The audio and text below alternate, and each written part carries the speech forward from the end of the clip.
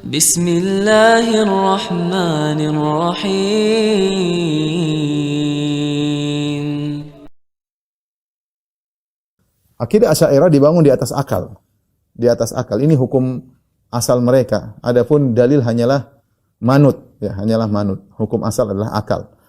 Karenanya kalau dalil bertentangan dengan akal, maka dalil tidak dipakai. Kalau dalil bertentangan dengan akal, maka dalil tidak dipakai, ya.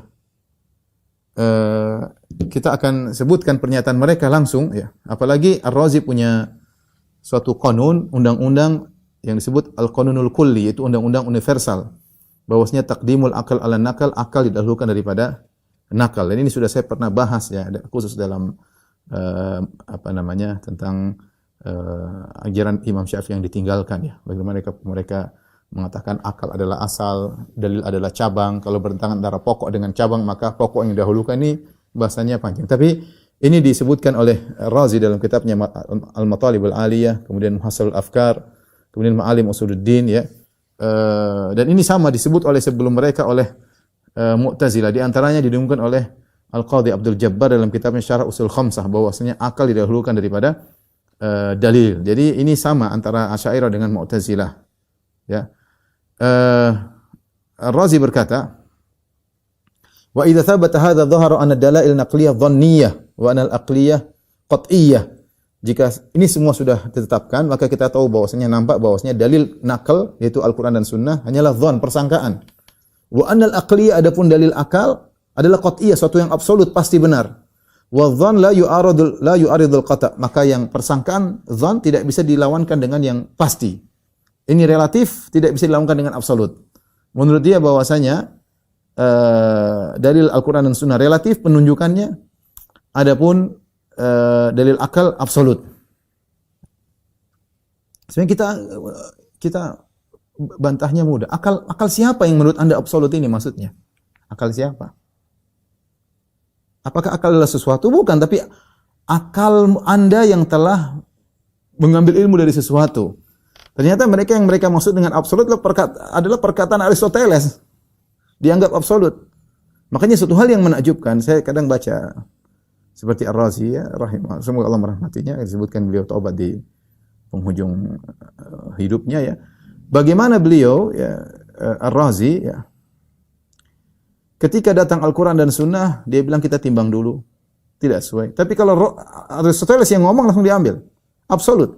Allah harus statis, absolut. Bahkan dia nukil perkataan Aristoteles ketika ingin mentakwil ayat-ayat dalam kitabnya Asasut Taqdis.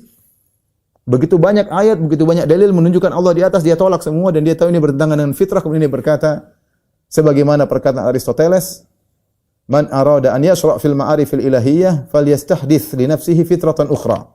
Barang siapa yang ingin berbicara tentang ketuhanan, maka buatlah pada dirinya fitrah yang baru. Fitrah yang Allah tanamkan itu buang dulu. Fitrah manusia Allah di atas. Semua orang mengatakan Allah di atas. Serahkan kepada yang di atas, berdoa ke atas. Tapi ketika sudah bicara tentang ketuhanan, justru fitrah itu disuruh buang. Dia nukil perkataan siapa? Perkataan Aristoteles. Seharusnya kita orang Islam, Aristoteles kan tidak beragama. Bukan Yahudi, bukan Nasrani. Kalau dia bicara tentang fisika, kimia, oke lah. Kalau bicara tentang ketuhanan, dia atas dasar apa bicara tentang ketuhanan? Atas dasar wahyu? Jelas tidak. Bukan dari wahyu. Dari akal dia. Nah, akal dia, kita pikir dulu. Emang akal dia selalu absolut? Al-Quran dan Sunnah relatif, Aristoteles absolut. Kemudian kita gunakan menganggap pikiran falasifah Yunaniyah, Aristoteles dan teman-temannya absolut untuk menolak Al-Quran dan Sunnah. Ar-Razi juga berkata dalam kitabnya Nihayatul Uqul, "Fa kharaja mimma dzakarnahu", berdasarkan apa yang kami sebutkan, "anna dalail an-naqliyah la yujtamassuku biha fil masail ilmiah." Perhatikan. Kata dia, kesimpulannya dari apa yang kami sebutkan bahwa dalil-dalil nakal Al-Quran dan Sunnah tidak boleh dijadikan pegangan dalam masalah akidah. Tidak boleh dijadikan pegangan dalam masalah akidah. Tidak boleh. La yajuzu tamassuku biha fil masail ilmiah. Tidak boleh dijadikan pegangan. Karena dia bilang masalah ketuhanan itu masalah akal, murni akal. Ya. Kalau syariat oke, tapi masalah ketuhanan murni akal. Akalnya siapa? Akalnya Yunani yang jadi patokan bagi ini anggap absolut. Demikian juga Al-Amidi. Al-Amidi datang setelah Razi dalam kitabnya Abkarul Afkar, dicetak ada 3 jilid, ada 4 jilid. Di internet ada, ya. dia mengkritiki orang yang berdalil dengan Al-Quran untuk menetapkan sifat mendengar dan melihat Allah. Ya. Kata dia, warubbama istarwaha ba'dul ashabi ila itsbati sama' wal basar lillah. Terkadang sebagian sahabat, yaitu sebagian kawan kita Asy'ariyah merasa tenang, nyaman ketika mereka menetapkan sifat mendengar dan melihat kepada Allah berdalil ila dhawahir waridatin fil kitabi was sunnah, berdasarkan dengan zahir dari dalil-dalil dalam Al-Quran dan Sunnah. Kemudian kata beliau, wahiyya ghairu mufidatin lil yaqin, padahal Al-Quran dan Sunnah tidak memberikan keyakinan. Ghairu mufidatin lil yaqin, Al-Quran dan Sunnah itu hanya mendatangkan persangkaan. Wala khuruja laha anidh dhann wat takhmin, dan tidak bisa, ya, padahal dalil tersebut tidak memberikan keyakinan dan tidak bisa bakalan keluar dari status persangkaan dan dugaan. Kata dia, wala khuruja laha, dalil Al-Quran dan Sunnah tidak mungkin keluar status dari persangkaan menjadi yakin, mustahil, kata dia. Wa tamassuk bima hadza sya'nuhu, berpegang teguh dengan pendalilan yang seperti ini, yang selalu hanya dhann dan takhmin, hanya dugaan dan persangkaan, fi itsbati sifatin nafsiyah, dalam menetapkan sifat-sifat dzatiyah Allah Subhanahu wa taala, mendengar dan melihat, wa may yutlabu fihi al-yaqin, yang dibutuhkan keyakinan, mumtani', tidak boleh. Dia bukan hanya mengatakan, dia ngelarang. Tidak boleh Anda berpegang teguh dengan Al-Quran dan Sunnah dalam menetapkan sifat-sifat Allah. Dia bilang mumtani', terlarang. Karena dari Al-Quran dan Sunnah itu hanya dhann. Menakjubkan. Allah berkata, fala wa rabbika la yu'minuna hatta yuhaqqimuka fi ma shajara bainahum. Demi Rabbmu mereka tidak beriman sampai, ya, mereka menjadikan engkau hakim, wahai Rasulullah. Sunnah, jadikan engkau hakim terhadap perkara yang mereka perselisihkan. Tsumma la yajidu fi anfusihim harajan, kemudian mereka tidak mendapatkan dalam diri mereka gerundel sedikit pun, mimma qadai, dari apa yang kau putuskan. Wa yusallimu taslima, dan mereka pasrah menerima. Fa in tanaza'tum fi syai'in faruddu ila Allahi war Rasul, kalau kalian berselisih sesuatu, kembalikan kepada Allah dan Rasulnya, kepada Al-Quran dan Sunnah. Wa makhtalaftum fi syai'in fa hukmu ila Allah, apapun kalian perselisihkan, kembalikan kepada Allah, kata Allah. Ini enggak, Al-Quran dan Sunnah tidak boleh dipegang sebagai dalil untuk masalah sifat-sifat Allah.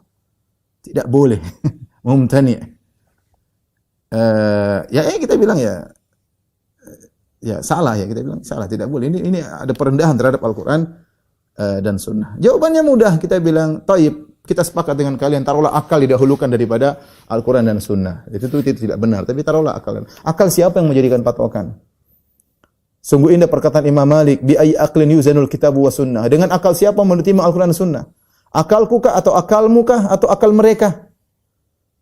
Akalnya siapa? Akal bertingkat-tingkat. Menurut kalian Allah di atas tidak masuk akal, menurut kita sangat masuk akal. Nanti akan kita jelaskan. Justru itu yang logis. Justru kalian mengatakan Allah tidak di dalam alam, tidak luar alam, tidak logis, tidak masuk akal. Nanti kita jelaskan. Jadi bagaimana kemudian kita mengatakan akal didahulukan daripada Al-Quran dan Sunnah? Tapi akal siapa yang Anda maksud? Atau hasil teori yang Anda buat, yang Anda anggap sebagai sesuatu yang absolut? Sementara Al-Quran dan Sunnah dikatakan relatif. Jadi agak sulit, ya kita bilang kalau begini caranya akidah dibangun dengan akal, terutama akal Yunani, ya, maka agak aneh. Taib, ini yang kedua, ya, mereka berdalil dengan akal murni. Jadi masalah akidah mereka murni akal. Kalau disebutkan tentang Al-Quran Sunnah itu hanya sekedar penguat saja, kebetulan cocok mereka terima, kalau enggak mereka buang. Yang cocok cuma sedikit. Yang cocok cuma sedikit. Rata-rata semua tentang sifat mereka tolak. Mereka cuma tetapkan secara yang cocok dengan akal adalah sifat iradah, kalam, sama, al-basar, qudrah, ilmu, ya, al-hayat, ya, 7 ini saja. Itu pun nanti sama dan basar mereka takwil lagi nanti. Tidak sesuai dengan dalam Al-Quran dan Sunnah. Yang lainnya semua ditakwil. Semua sifat fi'liyah ditakwil. Entah makhluk, entah ditakwil, ditafwid dan macam-macam, ya. Karena tidak sesuai dengan akal mereka. Baik. Ikhwan dan akhwat yang rahmatillah subhanahu wa ta'ala, saudara-saudara kita dari Asy'ariyah mengatakan bicara tentang Tuhan harus dengan akal. Al-Quran dan Sunnah hanya dhann, ya. Kalau bertentangan maka ya ditolak, ya. Alhamdulillahi rabbil alamin.